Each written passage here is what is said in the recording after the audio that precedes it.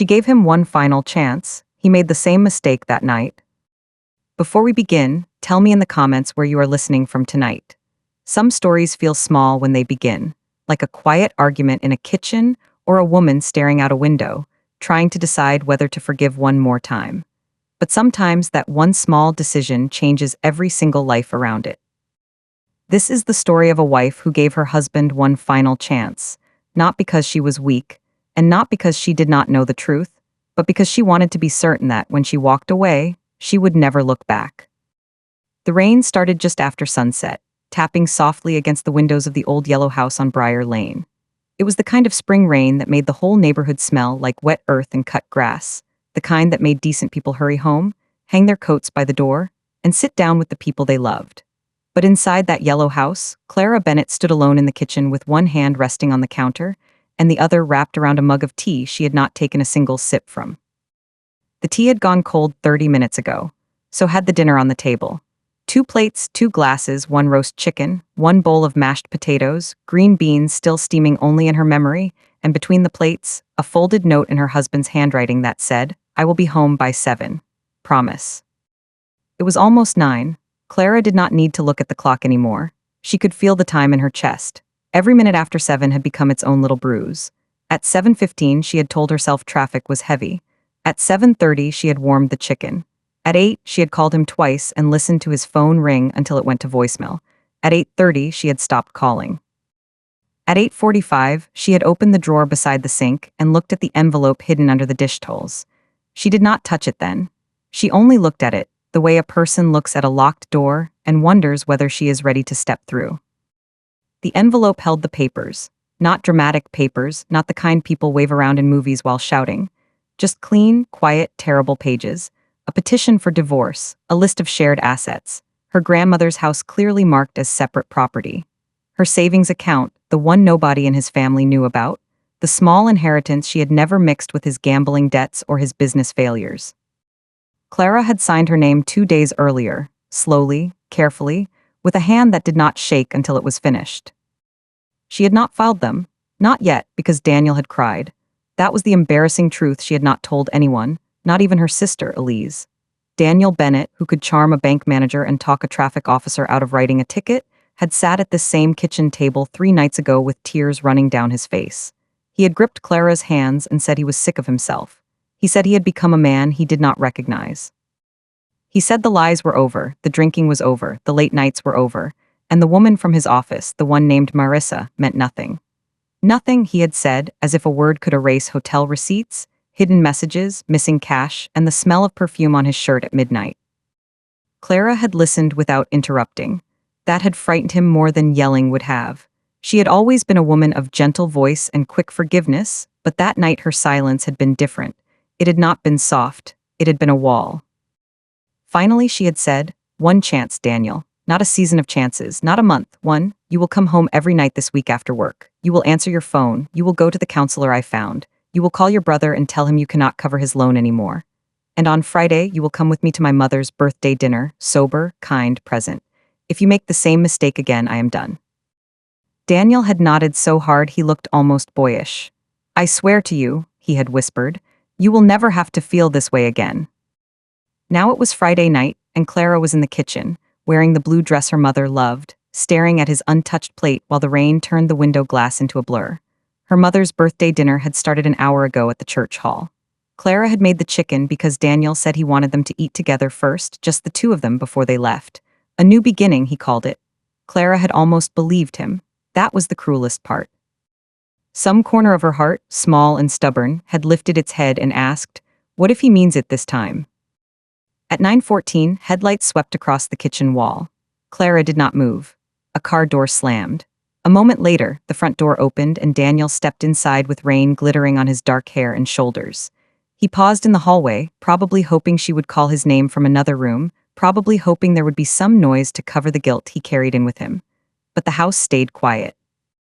He came into the kitchen slowly. He was still handsome in the careless way that had once made strangers smile at him. Tall, broad-shouldered, with a face that knew how to look sorry before his mouth formed the words. His tie was loose, his collar was open, and his eyes were bright in a way Clara recognized. He had been drinking, not enough to stumble, just enough to soften the edges of responsibility. Clara, he said, and then stopped when he saw the table. The food, the dress, the folded note. She looked at him for a long moment. You promised 7. He took one step forward. I know, honey, I am so sorry. There was a problem at work. No. The word was small, but it cut the room cleanly in half. Daniel blinked. What? No, Clara said again. Do not start with a problem at work. Try something else. A flash of irritation crossed his face and vanished. He set his keys on the counter carefully, as if moving gently could make him innocent. It was complicated. Then simplify it. He rubbed his forehead.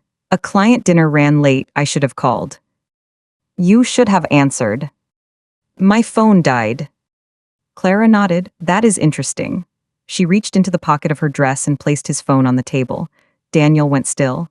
The black screen reflected the light above them. You left it here this morning. It has been on the counter all day, fully charged. It rang when I called, twice. Daniel stared at the phone like it had betrayed him. Clara almost laughed, but there was no humor left in her body, only tiredness, deep, ancient tiredness. Clara, listen. I have been listening for 8 years. That quiet sentence seemed to land harder than a scream. Daniel's mouth opened, then closed. Rain tapped against the windows. Somewhere in the house, the old refrigerator hummed, faithful and dull. Where were you? She asked. He looked away, with people from work. Was Marissa there? His jaw tightened. This again. There it was, not guilt, not sorrow, annoyance, the real Daniel stepping out from behind the apology mask. Clara felt something inside her settle. She had prayed for a sign, and it had arrived wearing his face. Answer the question, she said. Yes, he snapped, then lowered his voice. Yes, she was there. It was a group dinner. Where? The Oak Room. Clara reached for the envelope in the drawer. This time she touched it. She drew it out and set it beside his plate. Daniel saw it and went pale. What is that? You know what it is. His face changed at once. The irritation melted into panic. Clara, don't, please, you said one chance. I gave it to you. This was not the same mistake. She looked at his loosened tie, his wet hair, his guilty eyes. You lied, you disappeared, you drank, you went where she was. You missed my mother's birthday after promising you would stand beside me. Which part is new? He reached for the envelope, but Clara put her hand on it first. Her fingers were calm now. That surprised her. She had imagined that this moment would feel like falling apart, but instead it felt like setting down a heavy box she had carried for miles. Daniel whispered, I love you. No, Daniel, you love being forgiven. His expression twisted as if she had slapped him. And for a second, Clara remembered the boy he had been when she met him at 24, charming and reckless, making her laugh under the awning of a closed bookstore while rain poured down just like tonight.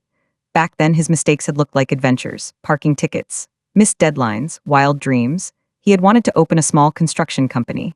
He had wanted to build homes, not just live in them. Clara had loved that hunger in him. She had loved his plans, his voice, his ability to make every ordinary day feel like the beginning of something.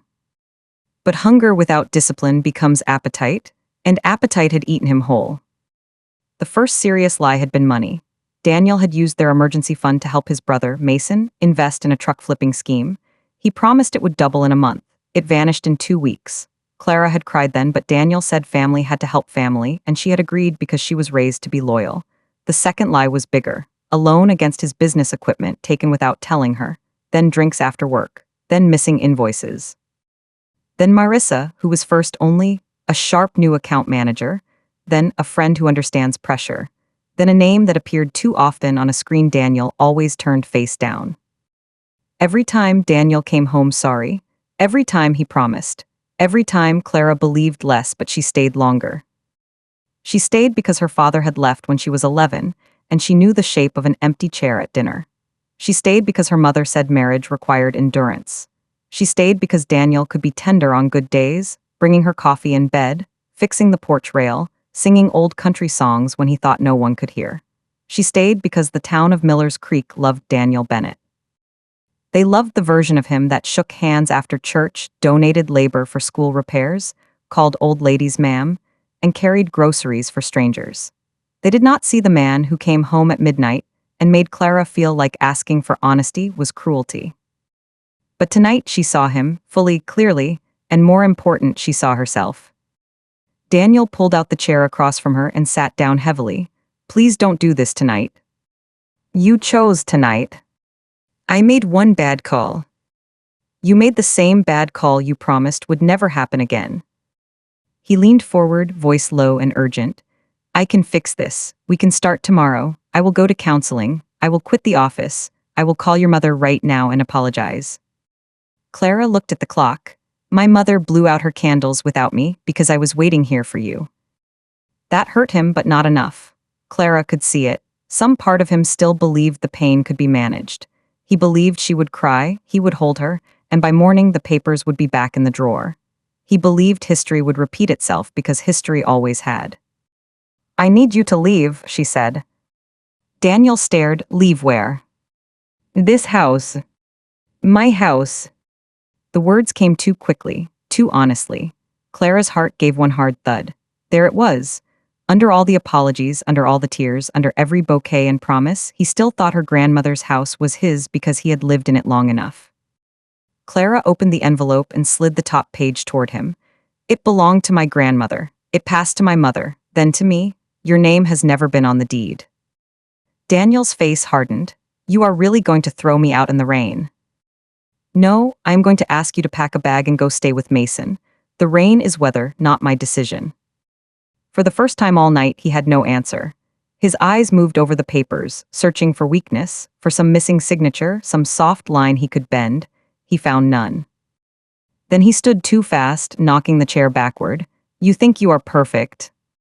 No. You think you never failed me. I failed myself every time I protected you from consequences. The chair lay on its side between them. Daniel's chest rose and fell. He was angry now, but Clara was not afraid. Not because he was harmless. Pain makes people unpredictable. She was not afraid because something larger than fear had risen in her, something solid and clean. She took her phone from the counter. I called Elise before you came in, she said. She is on her way. If you leave calmly, this stays between us for tonight. If you shout, break things, or refuse, I will call the sheriff. Daniel laughed once, sharp and ugly. You planned this.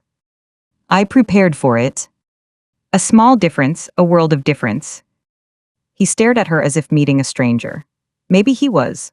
Maybe the woman who had begged him to come home, covered his bills, smiled through family dinners, and carried his secrets had died quietly sometime between the second lie and the last promise. The woman standing before him now wore her face but not her chains.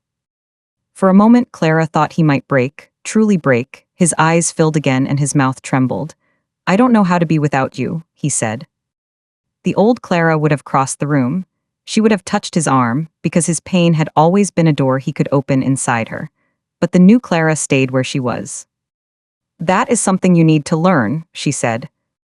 The front door opened before he could answer. Elise entered without knocking, carrying an umbrella and the kind of expression older sisters wear when they have been waiting years to say, I told you so, but love someone too much to actually say it. She took one look at the room, the fallen chair, Daniel's face, Clara's stillness, and she closed the door behind her. Daniel, Elise said, pack a bag. He looked between them. This is humiliating. Clara almost smiled. Only if you thought dignity was something I owed you while you destroyed mine. Daniel went upstairs. The house seemed to hold its breath. Elise crossed the kitchen and wrapped her arms around Clara, but Clara did not cry. Not yet. You okay? Elise whispered. No, Clara said, but I am clear. That is better. They stood like that while Daniel moved above them, drawers opening and closing, footsteps crossing the bedroom where Clara had spent too many nights staring at the ceiling beside a man who slept easily after lying. When he came down 20 minutes later, he carried a duffel bag and wore a different shirt. He did not look at Elise. He looked only at Clara. I will come back tomorrow, he said, when we are calmer. No. We need to talk. Everything you need to know is in the papers. Your attorney can contact mine. You don't have an attorney. I do. That shocked him almost more than the papers. Of course it did. He thought all her strength had to happen in front of him to be real. He had no idea how long she had been quietly gathering it. Daniel's eyes narrowed. Who put you up to this, Elise? Clara stepped closer to him. You did. He had no defense against that. He looked suddenly older, less handsome, smaller inside his damp coat. For one wild second, Clara wanted him to say the one thing she had been waiting years to hear. Not I'm sorry. He had spent sorry like loose change, not I love you. He had used love like a blanket to cover broken glass. She wanted him to say, you are right, I chose this, but Daniel only turned and walked out into the rain. Elise locked the door behind him. The click sounded final. Clara looked at the table, at the cold food, the second plate, the paper napkin folded neatly because she had still been trying to make the night beautiful. Then her knees buckled. Elise caught her before she hit the floor.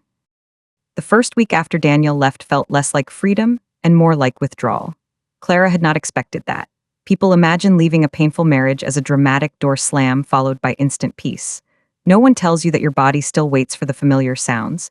His truck pulling into the driveway, his keys hitting the bowl, his voice calling from the hall. No one tells you that you can miss someone and still know they were breaking you. No one tells you that grief does not care whether the person you lost deserved to stay. Clara slept on the couch for 3 nights because the bedroom smelled like him. On the 4th night, Elise came over with trash bags, lavender spray, and a determination that allowed no argument. They stripped the bed, washed every sheet, packed Daniel's clothes into boxes, and opened the windows even though the air was cold. In the closet, Clara found one of his old work jackets and pressed her face into it before she could stop herself. Elise saw but said nothing. She only took the jacket gently when Clara lowered it and folded it into the box marked Daniel. By the end of the week, the whole town knew something had happened. Miller's Creek was too small for silence and too hungry for explanation. Daniel was staying with Mason above the auto shop. Clara had missed church. Marissa had not been at work Monday or Tuesday, according to people who pretended not to know why that mattered. At the grocery store, Mrs. Dalton squeezed Clara's arm and said, "Marriage is hard, dear," in a tone that made Clara feel both pitied and scolded. Clara looked at the older woman and said, "So is disrespect." Mrs. Dalton released her arm. That was the first time Clara understood that leaving Daniel would mean disappointing people who had never lived inside her life. They knew Daniel's smile. They knew his charity work. They knew his jokes at cookouts and the way he could make a crying child laugh by pretending a hammer was a microphone. They did not know how many times Clara had sat at the kitchen table with bank statements spread before her, trying to understand where money had gone. They did not know how many nights she had driven past the Oak Room parking lot and turned around before she could see what she already knew. They did not know how tired she was of being told that a good woman forgives, as if forgiveness were the same as allowing damage to continue. Her mother, Ruth, was quieter about it. Ruth came over on Sunday afternoon with a casserole and a face full of weathered sadness. She stood in the kitchen, the same kitchen where Daniel's final chance had ended, and watched Clara pour coffee. "I wish you had come to my birthday," Ruth said. Clara froze. "I know I am sorry." Ruth nodded, then looked at the empty chair across from her. "I am not angry because you missed dinner. I am angry because you were alone waiting for a man who had already shown you who he was." Clara set the coffee down slowly. "Mama, I said endurance matters. I taught you that. But I should have taught you that endurance is for storms, not for someone who keeps opening the roof." Something inside Clara cracked then. Not because of Daniel, but because her mother finally gave her permission she had not known she was still seeking. She sat down and cried with her face in her hands while Ruth moved around the table and held her. For years, Clara had been a wife defending a marriage. In that moment, she became a daughter again. Daniel began calling on the 8th day, first from his own number, then from Mason's, then from the office. Clara did not answer. He left voicemails that moved through all the familiar rooms of his personality. The first was grief. "Baby, I cannot sleep. Please just talk to me." The second was bargaining. "We can sell my truck, pay the debt, start fresh somewhere else." The third was blame. "You let Elise poison you against me." The fourth was charm. "Remember Charleston. Remember that little hotel in the rain? We are not finished." The fifth was anger. "You are making a huge mistake." Clara listened to each one once, saved them for her attorney, and did not call back. On Thursday, she met with Helen Morris, a divorce lawyer from 2 towns over who wore red glasses and looked like she had never been impressed by a crying man. Helen reviewed the papers and asked calm, precise questions. Had Daniel contributed to the mortgage? There was no mortgage, the house was inherited. Had he used marital funds for personal debt? Yes. Were there records? Yes. Had he been unfaithful? Clara hesitated. Helen looked over her glasses and said, I am not asking for drama. I am asking for leverage. Clara opened her folder and took out printed messages, hotel receipts, and photographs from an email Marissa's husband had sent her 6 weeks earlier. She had not wanted to use them. She had wanted Daniel to confess because confession would mean something human remained intact. Instead, she had evidence. Evidence was colder, but more reliable. Helen read in silence, You are better prepared than most people who walk into my office. I had a long time to hope I would never need it. The attorney's expression softened. Hope is not foolish, it just needs boundaries. That sentence stayed with Clara. 2 weeks later, Daniel came to the house while Clara was planting marigolds along the front path. It was a bright Saturday, all blue sky and birdsong, too pretty a day for old Payne. Clara heard his truck before she saw it. Her hands tightened around the small trowel. He looked rough, unshaven, thinner, wearing jeans and the gray Henley she had bought him last Christmas.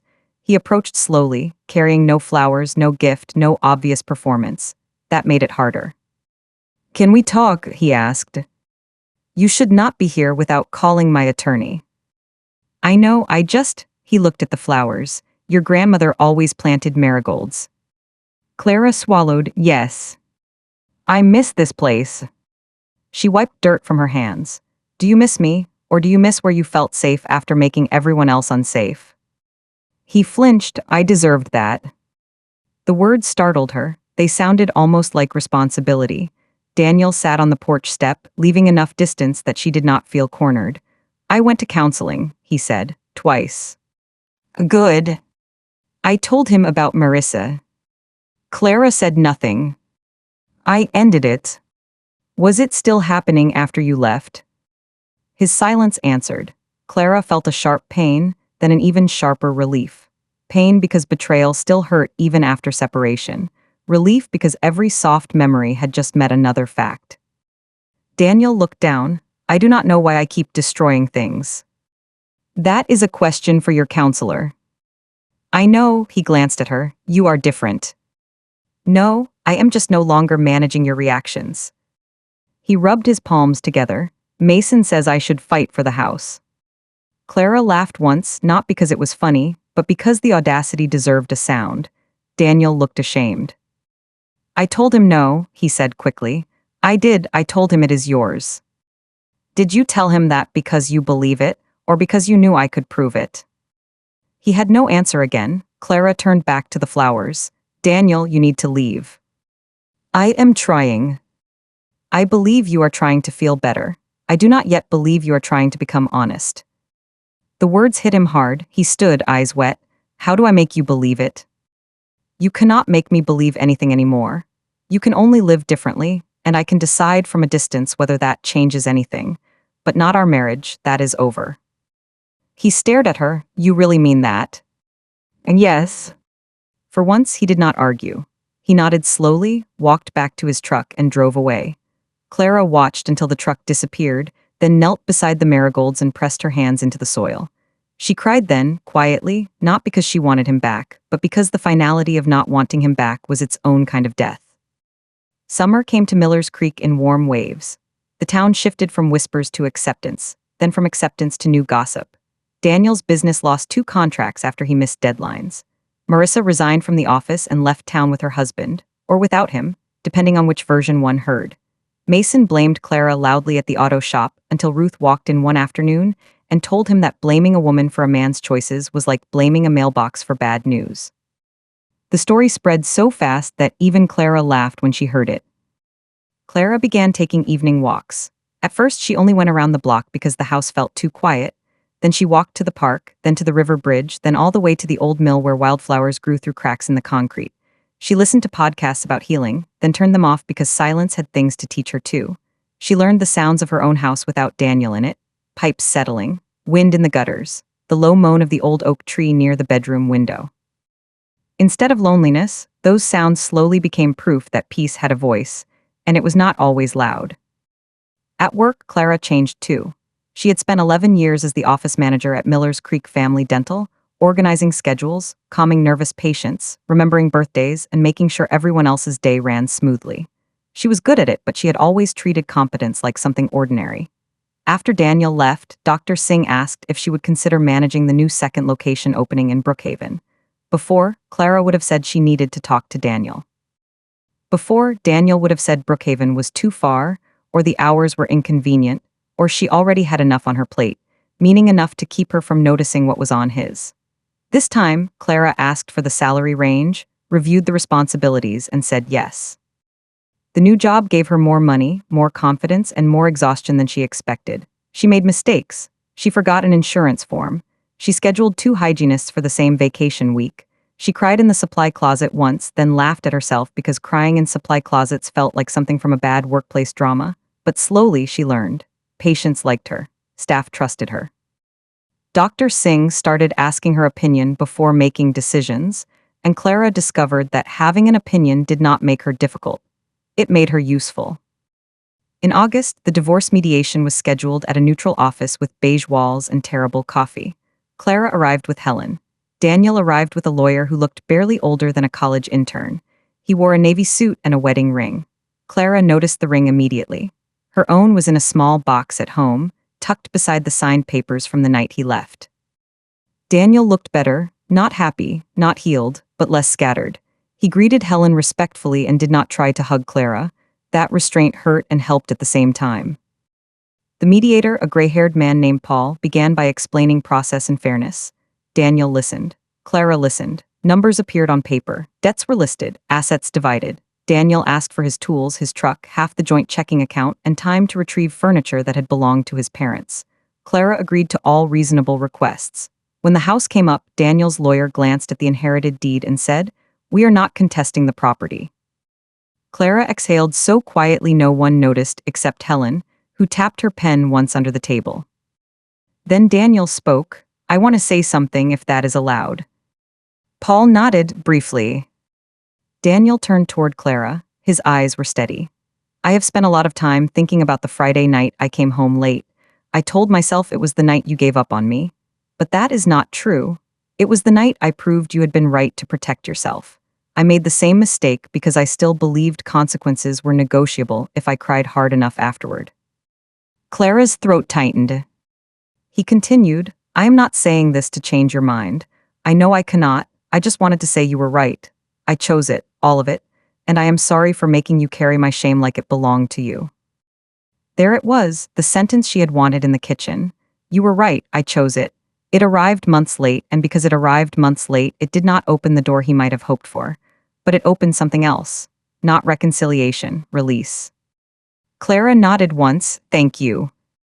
Daniel looked down at his hands. The mediator cleared his throat and returned to the papers. The world did not stop.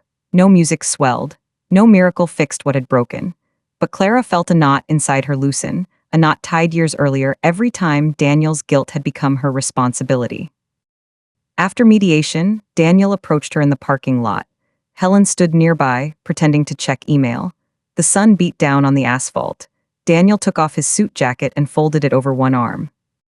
"I signed up for a recovery group," he said, "for drinking and the gambling stuff. I am glad. I should have done it a long time ago. And yes," he smiled faintly, "still not making it easy for me. I am not trying to make it hard either." "I know," he looked at her for a long moment. "Do you hate me?" Clara considered lying because it would be simpler. Then she shook her head. "No, I hate what happened to me when I kept loving you more than I loved my own life." Daniel absorbed that, fair. "I hope you get better," she said. "I really do. But I hope you get better because you want to stop hurting people, not because you think being better earns you access to the people you hurt." He looked away, and Clara knew the words had found the right place. Maybe they would stay there, maybe not. His healing was no longer her assignment. The divorce became final on October 3rd, a Tuesday. Clara expected to feel something dramatic when Helen called. Instead, she was in the grocery store comparing apple prices. Her phone buzzed. Helen said the judge had signed. Clara said thank you, ended the call, and stood between produce bins while shoppers moved around her with carts and coupons and ordinary concerns. She was no longer Clara Bennett in the eyes of the law. She would return to her maiden name, Clara Whitmore, as soon as the paperwork processed. She picked up a bag of apples, put it down, picked it up again, and began to cry in aisle 3. A teenage stockboy froze beside a pyramid of oranges. "Ma'am, are you okay?" Clara laughed through tears. "Yes," she said, surprising herself because it was true. "I think I am." That night, Elise and Ruth came over with takeout, a chocolate cake, and a bottle of sparkling cider because Ruth did not believe emotional milestones required alcohol. They ate on the porch under blankets while the air turned crisp. Elise raised her plastic cup and said, "To Clara Whitmore, who finally remembered she can leave a burning house." Ruth added, "And build a better one." Clara looked at the yellow house, at the porch light glowing against the dark, at the marigolds now fading with the season. "I do not want to build yet," she said. "I want to rest." "Then rest," Ruth said. So Clara rested, not perfectly. Healing did not arrive like a clean guest who unpacked and stayed. It came in pieces. Some mornings she woke full of energy and cleaned closets, paid bills, made plans. Other mornings she found one of Daniel's old receipts in a book and sat on the floor for 20 minutes. Some days she felt proud. Some days she felt foolish for staying so long. Some nights she replayed the final chance and wondered why she needed him to fail one more time before she believed what she already knew. Then one evening, during a counseling session of her own, she said that out loud. Her therapist, a woman named Janine with silver curls and bright sneakers, asked, "What did that final chance give you?" Clara frowned, pain. "What else?" "Proof." "Proof of what?" "That he would not change for me."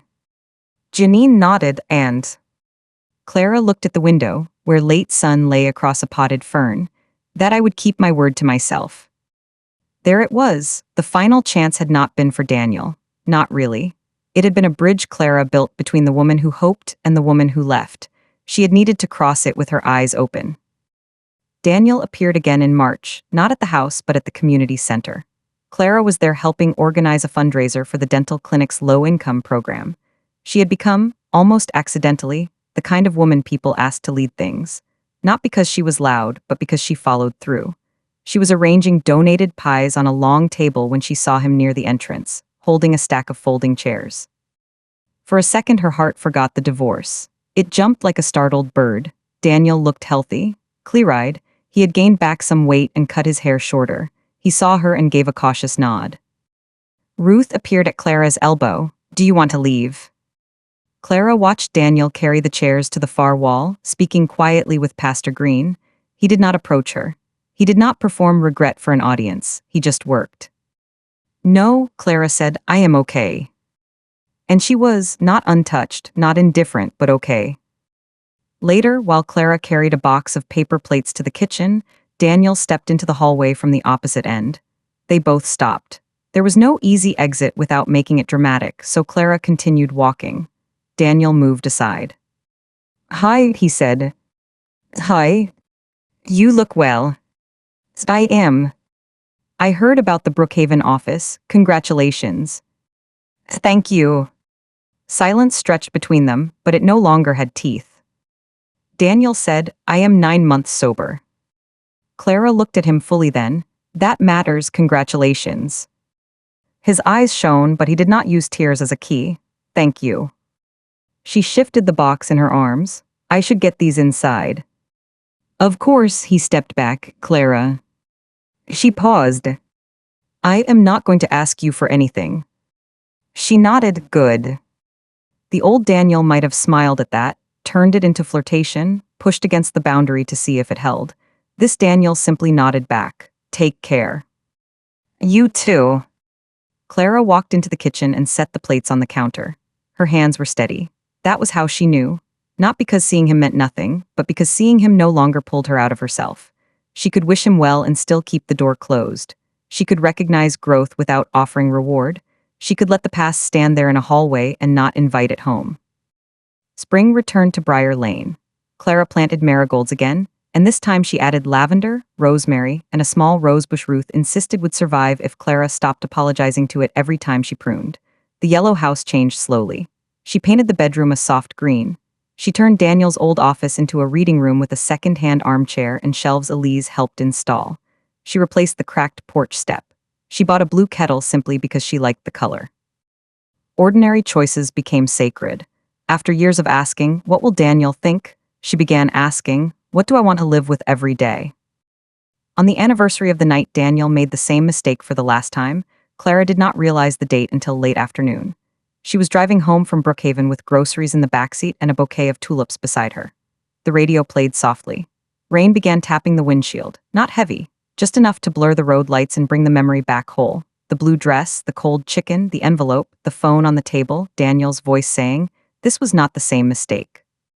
Clara pulled into the driveway and sat with the engine off. The house glowed warmly through the rain. For a moment she could see the old version of herself in the kitchen window, waiting, hoping, bargaining with reality. Clara wanted to reach through time and take that woman's hand. She wanted to say, you are not stupid. You are not weak. You are trying to save something you once loved.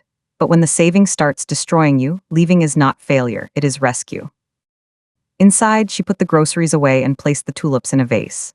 She made herself dinner, not chicken, but pasta with tomatoes and basil. She lit a candle. She ate at the kitchen table with one plate, one glass, one napkin, and no empty chair demanding explanation. Halfway through the meal, her phone buzzed. A message from an unknown number appeared. Clara recognized the words before she recognized the sender. It was Daniel. I know what today is. I am sorry for what I chose that night and for every night before it. I hope you are at peace. Clara read it once, then again. Her thumb hovered over the screen.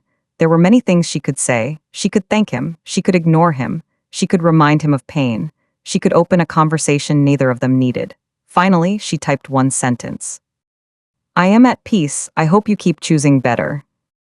She sent it, then blocked the number. Not out of hatred, out of wisdom. Some doors can be closed gently and still be locked.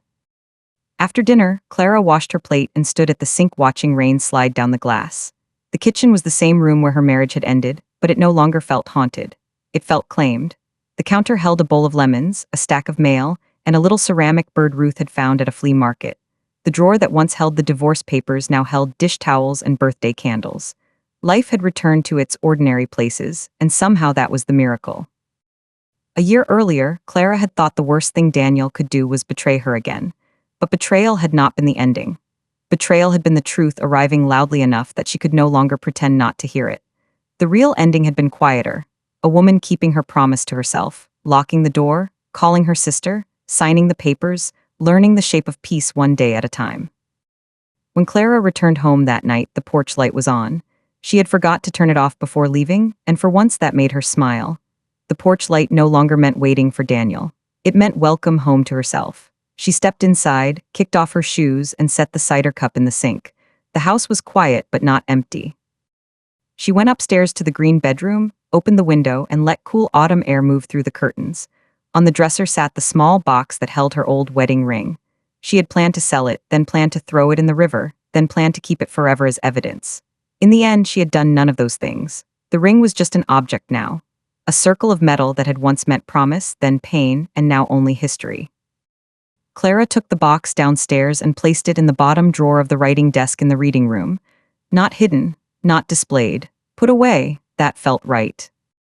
Then she sat in the armchair Daniel had never seen, opened a book, and read until rain began again, soft against the roof. She did not flinch at the sound. She did not count minutes. She did not wait for headlights. The rain was only rain. And if you have ever given someone one final chance, you know the hardest part is not always watching them fail. Sometimes the hardest part is accepting that their failure is your answer. Clara had loved Daniel with patience, with loyalty, with all the strength she had. But love was never meant to be a place where one person disappears so the other can keep making mistakes. The night he came home late, smelling of old habits and new lies, Clara did not lose her marriage. She found the door out of it. So when people in town later asked what finally happened, Clara did not tell them every detail. She did not explain the phone, the cold dinner, Marissa, the missed birthday, the envelope, the chair on the kitchen floor. She only said, I gave him one final chance and he gave me one final answer. That was enough. Because some answers do not arrive as words. They arrive as empty chairs, as phones left on counters, as promises broken on the very night they were supposed to matter most. And if we are brave, if we are tired enough of betraying ourselves, we listen. Clara listened, then she lived. And that is where her real story began. If this story touched your heart, tell me where you are listening from tonight. And if you have ever had to choose peace over someone you loved, remember this: walking away from repeated pain is not giving up. It is finally coming home to yourself.